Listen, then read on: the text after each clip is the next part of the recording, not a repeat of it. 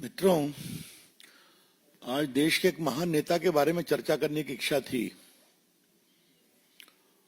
उनका नाम है श्रीमान अरविंद केजरीवाल। देश को बदलने का ख्वाब लेकर के आए थे और आजकल बस माफी एक्सपर्ट बन गए। आपको बता दूं, कल सुप्रीम कोर्ट ने डिफेमेशन केस में उनके क्वाशिंग एप्लीकेशन को रिजेक्ट कर दिया, जिसमें उन्होंने गुजरात हाईकोर्ट के फैसले को चैलेंज किया था। आपको याद होगा कि हमारे प्रधानमंत्री नरेंद्र मोदी जी से वो कितना स्नेह करते हैं, बताने की जरूरत नहीं है। कैसे आप शब्दों का प्रयोग करते हैं, ये भी बताने की जरूरत नहीं है। एक समय आपको याद होगा, उनके एजुकेशनल क्वालिफिकेशन और डिग्री को लेकर के उनके मन में बहुत जागृति आ गई थी। रोज सवाल पूछते थे, आप कहां से पढ़े हैं, कितना पढ़े हैं, अपनी डिग्री दिलवाइए। और तो और अपने शुभचिंतकों के द्वारा उन्होंने आरटीआई भी लगवाया कि the prime minister must show his educational qualification.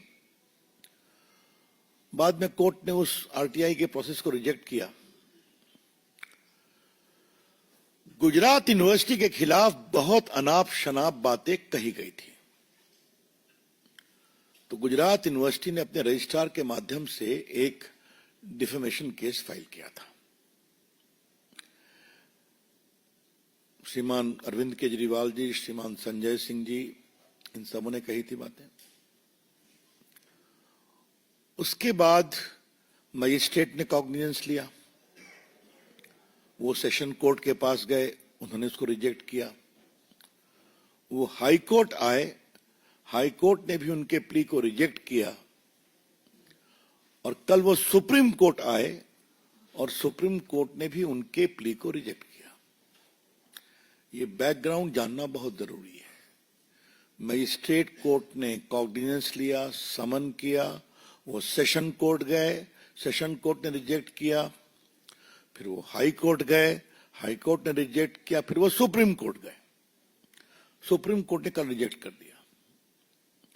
इसके पहले संजय सिंह के भी प्ली को सुप्रीम कोर्ट ने रिजेक्ट किया हुआ था।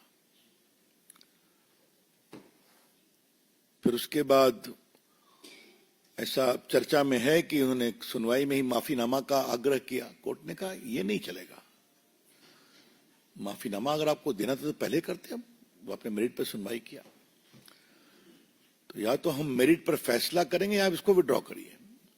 तो उन्होंने इसको विड्रॉ कर लिया। अब वो ट्रायल चलेगा। दुनिया भर को ईमानदारी और भ्रष्टाचार का सर्टिफिकेट देने वाले केजरीवाल साहब का सच्चा चेहरा तो समझ में आया देश के सामने। लंबे समय जेल में रहे और उसके बाद फिर आगे की कहानी आपको मालूम है, वो आज का विषय चर्चा करने का नहीं है। लेकिन थोड़ा हम लोग ने रिसर्च किया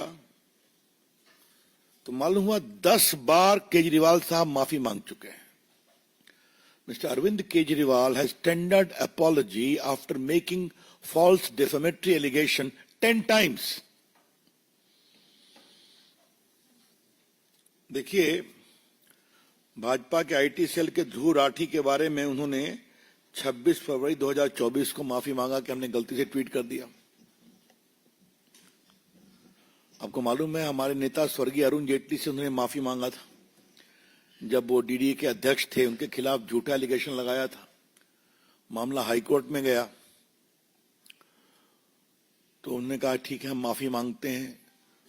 तो उन्होंने खुद माफी मांगी, उनके सभी साथियों ने भी माफी मांगी जिन्होंने आरोप लगाया था उनके सहयोगी नेताओं के द्वारा। तो ये हुआ दूसरा मामला। ये सब चीजें बाकायदे रिकॉर्ड पर हैं, इसलिए मैं रिकॉर्ड से ही बता रहा हूं आपको।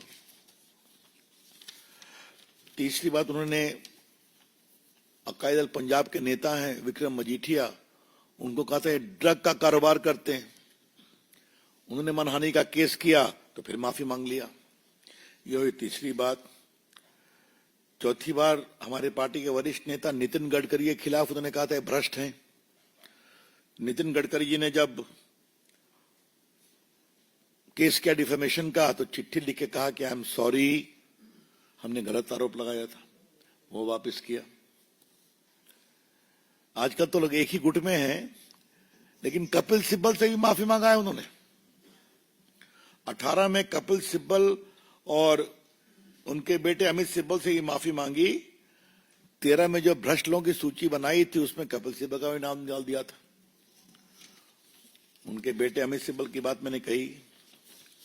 अवतार सिंह भड़ाना बीजेपी के सांसद थे, उनके खिलाफ भी 31 जनवरी 14 को आरोप लगाया था, बाद में माफी मांगी।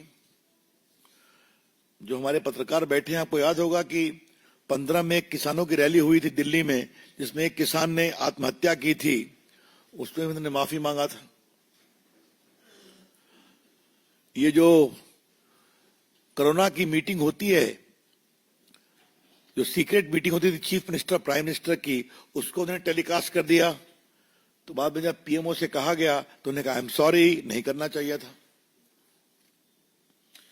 और फिर आम आदमी कार्यकर्ताओं के ऊपर जो पत्थरबाजी किया था उन लोगों ने, उसके लिए भी उन्होंने सॉरी बताया। तो 10 बार ये माफी मांग चुके हैं। क्या मतलब है इसका? आप देश के प्रधानमंत्री के बारे में इस तरह की बातें कहिएगा? अरविंद केजरीवाल का आचरण गैर जिम्मेदाराना है। The entire conduct utterance of Arvind Kejriwal is utterly irresponsible as far as Prime Minister Modi ji is concerned. आप उनको आलोचना करिए, आपका अधिकार है, आप उनसे लड़ सकते हैं। इलेक्शन काशी में हार भी चुके हैं, दिल्ली में हारे हैं आप लोकसभा के चुनाव में। आगे देखिए क्या होता है, जनता तैयार बैठी है बदलने के लिए।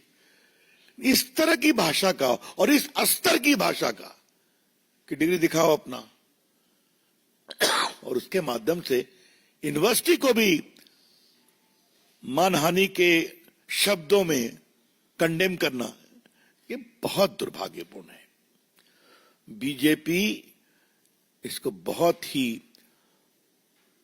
कंडेम करती है। The BJP condemn this kind of utterances. वैसे अरविंद केजरीवाल के एक और सखा है इस मामले में, उनका नाम राहुल गांधी है। एक बार राहुल गांधी की भी गिनती करेंगे संजय, कितना डिफेमेशन केस हुआ है उनके खिलाफ। चल रहा है, कुछ भी बोल देते हैं, डिफेमेशन होता है। आपको याद होगा कि उनको सुप्रीम कोर्ट में माफी मांगा उन्होंने। देश की राजनीति में आलोचना का अधिकार है, देश की राजनीति में विरोध का अधिकार है, लेकिन देश की राजनीति में झूठे मर्यादा विहीन आरोप लगाने का अधिकार नहीं है। You can criticize, you can oppose, but if you level allegations bereft of standards of probity and propriety, which is defamatory, then suffer the consequences. बहुत सीधी सी बात है। तो ये थोड़ा विस्तार से बताना जरूरी था। हम लोग भी खामोश थे कि मामला सब जुडिस था। हमने कहा एक बार सुप्रीम कोर्ट से इसका इतिश्री हो जाए, इसलिए संजय सिंह पर भी हमने टिप्पणी नहीं की थी, क्योंकि इनका मैटर सुप्रीम कोर्ट में पेंडिंग था। अब जब हो गया तो हमको लगा कि ये विषय आपके माध्यम से पार्टी की प्रतिक्रिया जानी चाहिए। हम उम्मीद करते हैं कि केजरीवाल जी थोड़ा अपनी जबान पर लगाम रखेंगे, उम्मीद ही कर सकते हैं। That's all, friend, from my side. I'm open to questions now.